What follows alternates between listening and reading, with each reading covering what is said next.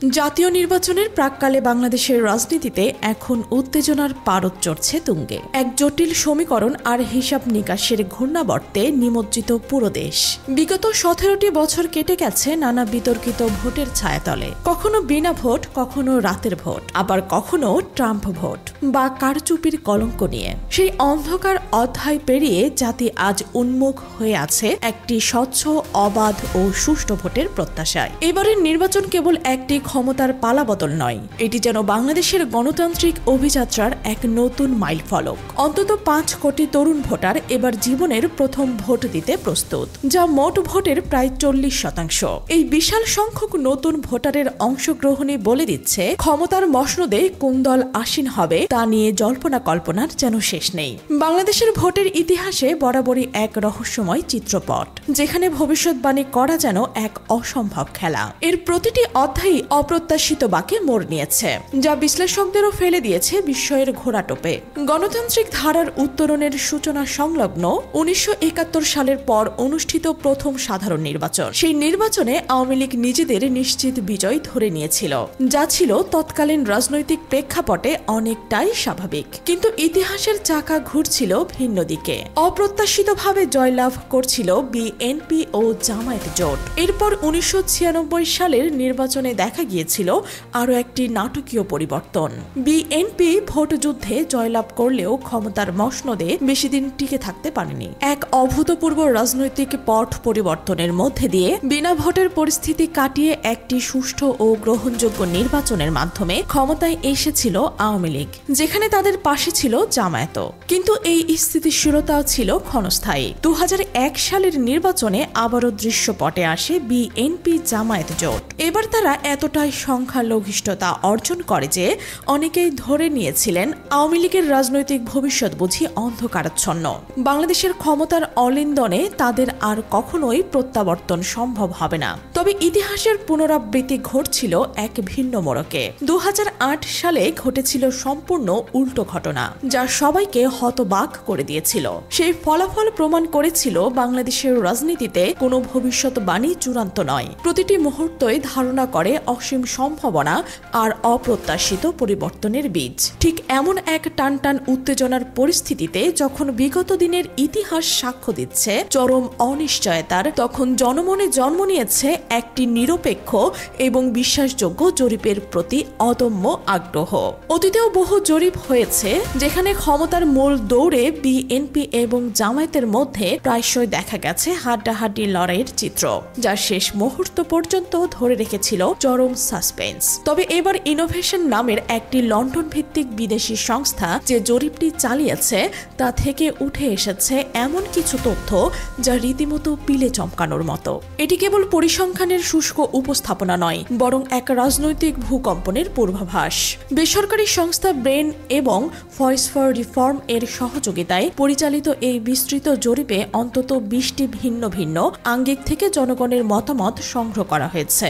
বয়স, ধর্ম, বিভাগ, গ্রাম, শহর, নারী, পুরুষ, শিক্ষার্থী, এমন প্রতিটি ক্ষেত্রে একদম বিশদভাবে পরিচালিত এই জরিপটির ফলাফল আজ আমরা আপনাদের সামনে তুলে ধরব, যা বাংলাদেশের আসন্ন নির্বাচনের এক অভূতপূর্ব চিত্র উন্মোচন করবে। তবে দর্শক তার আগে আপনাদের কাছে বিনীত অনুরোধ, যদি এই চ্যানেলটিতে আপনি নতুন হয়ে থাকেন তাহলে অবশ্যই সাবস্ক্রাইব করে বেল আইকনটি বাজিয়ে রাখুন, যাতে এমন গুরুত্বপূর্ণ বিশ্লেষণধর্মী সংবাদ আপনার কাছে সবার আগে পৌঁছে যায়। ইনোভেশন কর্তৃক পরিচালিত এই জরিপটির সবচেয়ে গুরুত্বপূর্ণ এবং বিশ্লেষণের দাবিদার বিষয়টি নিয়ে এবার আমরা গভীরে প্রবেশ করব। এটি তুলে ধরেছে গত 1 বছরের রাজনৈতিক গতি প্রকৃতি এবং জনমতের পরিবর্তনের এক স্পষ্ট চিত্র।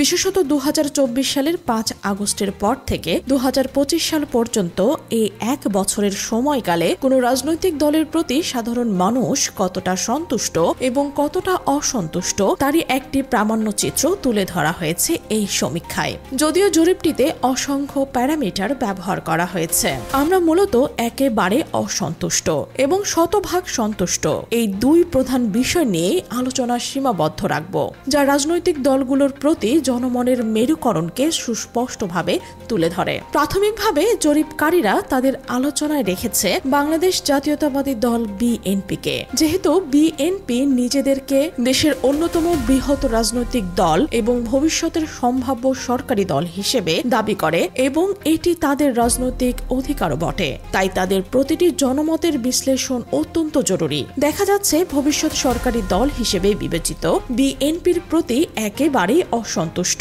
মানুষের হার নারীদের ক্ষেত্রে 25% এবং পুরুষের ক্ষেত্রে 29%। অন্যদিকে তাদের প্রতি শতভাগ সন্তুষ্ট মানুষের হার নারী ও পুরুষের মধ্যে প্রায় সমান, অর্থাৎ মাত্র 4%। এই পরিসংখ্যান বিএনপির জন্য এক কঠিন চ্যালেঞ্জের ইঙ্গিত দেয়। এদিকে আওয়ামী লীগের অবস্থান নিয়ে জরিপে তেমন বিস্তারিত আলোচনা করা হয়নি, কারণ সাধারণ ধারণা মতেই তারা প্রায় সবখানেই কিছুটা পিছিয়ে আছে, ফলে তাদের হিসাব আজ বাদ রাখা হয়েছে। এবার আসা যাক সদ্য গঠিত জাতীয় নাগরিক পার্টি বা এনসিপির প্রসঙ্গে। এই নতুন রাজনৈতিক শক্তিটির প্রতি একেবারে অসন্তুষ্ট মানুষের হার 15% নারী এবং পুরুষের ক্ষেত্রে 18%। তবে গেল এক বছরে এই দলটিতে শতভাগ ভালোবেসেছেন বা সমর্থন জানিয়েছেন এমন মানুষের সংখ্যা গড়ে 9% নারী পুরুষের মধ্যে। এটি একটি নবীন দলের জন্য মিশ্র ইঙ্গিত বহন করে। তবে এবার যে দলটির প্রসঙ্গে আমরা আলোচনা করব তাদের ফলাফল নিঃসন্দেহে চমকপ্রদ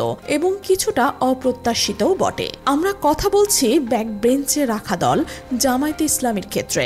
সাধারণত রাজনৈতিক আলোচনায় কিছুটা কোণঠাসা থাকা এই দলটি গত এক বছরে কর্মতৎপরতায় 18% নারী এবং 20% পুরুষের বিরাগ ভাজন হলেও মন জয়ে তারা বিএনপি বা এনসিপির চেয়ে অনেক বেশি সফল হয়েছে।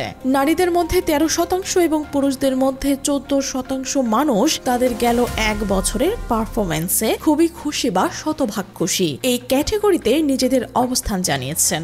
এই পরিসংখ্যান রীতিমতো বিস্ময়কর। এই শতভাগ খুশি ক্যাটাগরিতে জামায়াত বিএনপির চেয়ে 5 থেকে 6% ভোটে এগিয়ে আছে, যা তাদের রাজনৈতিক বুদ্ধিমত্তার এক নতুন ইঙ্গিত দেয়। অবশ্য জরিপে এই প্রবণতার একটি ব্যাখ্যাও দেওয়া হয়েছে। চাঁদাবাজি, দখলদারি, দালালি এসব কারা বেশি করছে সে বিষয়গুলো মাথায় রেখেই নাকি মানুষ তাদের ভোট দিয়েছে। ফলে এই নির্দিষ্ট জায়গায় জামায়াত যেন সবার চেয়ে এগিয়ে, যা এক গভীর রাজনৈতিক আলোচনার জন্ম দেয়। এবার আমরা গ্রাম এবং শহরের মানুষের মধ্যে রাজনৈতিক দলগুলোর জনপ্রিয়তার চিত্র বিশ্লেষণ করব, যা জনমতে ভিন্ন মেরুকরণকে স্পষ্ট করবে। শহরের প্রায় 24% নারী এবং পুরুষ বিএনপিকে একেবারে পছন্দ করছে না। তাদের অপছন্দ করছে বা তারা মনে করছে বিএনপি খারাপ করছে। এই অনুপাতটি অত্যন্ত গুরুত্বপূর্ণ। বিশেষভাবে খেয়াল করলে দেখা যায় শহরে তারা 27.90% মানুষের বিরাগ ভাজন, যা প্রায় 1/3। অন্যদিকে গ্রামে এই হার সামান্য কম, 27.50%। তবে বিএনপির প্রতি শতভাগ ভালোবাসা বা সমর্থন পোষণ করেছেন এমন মানুষের সংখ্যা শহরে 8.9% এবং গ্রামে তা কমে দাঁড়িয়েছে 7.80%। এই চিত্র ইঙ্গিত দেয় শহর এবং গ্রাম উভয় ক্ষেত্রে বিএনপির জন্য জনপ্রিয়তার চ্যালেঞ্জ বিদ্যমান। জাতীয় নাগরিক পার্টি এনসিপির ক্ষেত্রে শহর এবং গ্রামের চিত্র মোটামুটি কাছাকাছি। এনসিপিকে অপছন্দ করে এমন মানুষের সংখ্যাও গ্রাম এবং শহর উভয় স্থানেই 16 থেকে 17% মধ্যে। তবে তাদের খুব ভালোবাসে এমন মানুষ শহরে 9% এবং গ্রামে 8%। এই পরিসংখ্যান এনসিপির জন্য একটি স্থিতিশীল কিন্তু সীমিত জনসমর্থনের ইঙ্গিত দেয়। তবে আবারও চমক নিয়ে হাজির হয়েছে জামায়াত ইসলামী। তাদের ক্ষেত্রে 17% শহরের এবং 20% গ্রামের মানুষ বিরাগ ভাজন হলেও শতভাগ জনসমর্থন বা ভালোবাসার বেলায় তারা এই ক্যাটাগরিতে আবারও প্রথম স্থান অধিকার করেছে। শহরে 13.40% এবং গ্রামে 13.80% মানুষ জামায়াতকে শতভাগ সমর্থন করে, যা স্পষ্টই দেখা যায় যে শহরের তুলনায় তারা গ্রামে বেশি জনপ্রিয়। বড় দল বিএনপির সাথে তাদের জনপ্রিয়তার ফারাক প্রায় 5%, যা জামায়াতের রাজনৈতিক উত্থানের এক শক্তিশালী ইঙ্গিত দেয়। জরিপে ইসলামী দলগুলোকেও অন্তর্ভুক্ত করা হয়েছে, যা এই সমীক্ষার ব্যাপকতাকে আরও বাড়িয়ে তুলেছে। দেখা যাচ্ছে ইসলামী আন্দোলন শহরের 13% এবং গ্রামে 13% মানুষের অপছন্দের দল। তবে পছন্দের তালিকায় তারা শহরের 13% এবং গ্রামে 11% সমর্থন নিয়ে বিএনপি ও এনসিপিকে ছাড়িয়ে গেছে। চরমোনাই পীরের নেতৃত্বাধীন এই দলটি এই পারফরম্যান্স নিঃসন্দেহে গুরুত্বপূর্ণ। এ থেকে সহজে অনুমেয় যদি জামায়াত এবং চরমোনাইয়ের দল জোটবদ্ধ হয় তাহলে তাদের জনপ্রিয়তার হার কতটা বাড়বে তা নিয়ে নতুন করে ভাবনার উদ্রেক হয়। এই জোটের সম্ভাবনা বাংলাদেশের রাজনীতিতে এক নতুন মাত্রা যোগ করতে পারে। নারী পুরুষ গ্রাম শহরের পর এবার আমরা বয়স ভিত্তিক বিশ্লেষণের দিকে নজর দেব।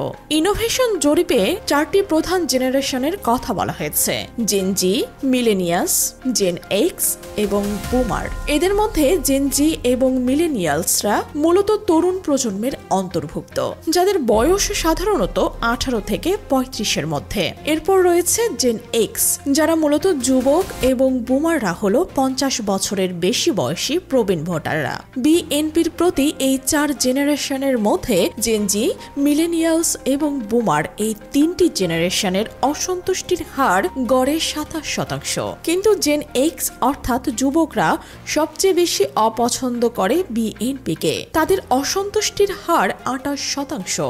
এই যুবকদের মধ্যে অসন্তোষের কারণ হিসেবে যুবক দলের রবিউল ইসলাম নয়নের কাজকর্মের প্রতি তাদের নাখোশ থাকার বিষয়টি ইঙ্গিত করা হয়েছে, যেখানে কিছুটা কটাক্ষের সুর বিদ্যমান। তবে এই 4 জেনারেশনে বিএনপির প্রতি সহানুভূতিশীল বা সফট লোকেরাও আছে, তবে সেটা 7 থেকে 9% মধ্যে। অল্পের জন্য 10% ঘর ছুঁতে পারেনি। এই পরিসংখ্যান বিএনপির জন্য এক কঠিন বাস্তবতা তুলে ধরে। এরপর আসে জাতীয় নাগরিক পার্টি এনসিপির হিসেবে। এই নতুন দলটি বয়সের ভিত্তিতে জনমত জয়ের ক্ষেত্রে অনেক ভালো করার সুযোগ পেলেও দেখা যাচ্ছে তারা তুলনামূলকভাবে পিছিয়ে রয়েছে।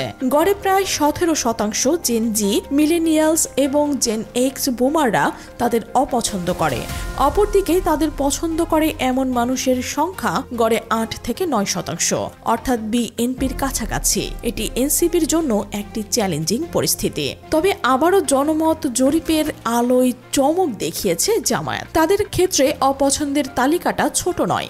গড়ে প্রায় 19% মানুষ তাদের অপছন্দ করে, কিন্তু জনপ্রিয়তার ক্ষেত্রে তারা 10%-এর ঘর ছাড়িয়েছে, যা তাদের জন্য এক বড় অর্জন। এখানেও বাজিমাত করেছে জামায়াত। জেন জির 13%, মিলেনিয়ালস এর 14%, জেন এক্স এর 13% এবং বুমারদের 13% মানুষ জামায়াতকে শতভাগ ভালোবেসে অর্থাৎ ভোট দিতে চায়। জেন জির এই সমর্থনের ক্ষেত্রে অবশ্য ইসলামী ছাত্র শিবিরের একটি বড় অবদান রয়েছে, এটি অস্বীকার করার কোনো উপায় নেই। এই পরিসংখ্যানেও বড় দল বিএনপির চেয়ে 5% বেশি জনসমর্থন নিয়ে এগিয়ে আছে ছোট দল জামায়াত, যা তাদের ভবিষ্যৎ রাজনৈতিক যাত্রার এক আশার আলো দেখায়। দর্শক, এই অভূতপূর্ব জরিপের ফলাফল আপনার মনে কি প্রশ্ন জাগিয়ে তুলছে? জামায়াতের এই মুহূর্তে কি করা উচিত বলে আপনি মনে করেন? আপনার মূল্যবান মতামত অবশ্যই কমেন্টের ঘরে জানাবেন। আর যদি এই চ্যানেলটিতে আপনি নতুন হয়ে থাকেন তাহলে অবশ্যই সাবস্ক্রাইব করুন এবং বেল আইকনটি বাজিয়ে রাখুন, যাতে এমন গুরুত্বপূর্ণ বিশ্লেষণধর্মী সংবাদ সবার আগে আপনার কাছে পৌঁছে যায়। বাংলাদেশের রাজনীতিতে আগামীর দিনগুলো যে আরও নাটকীয় হতে চলেছে তা বলার অপেক্ষা রাখে না।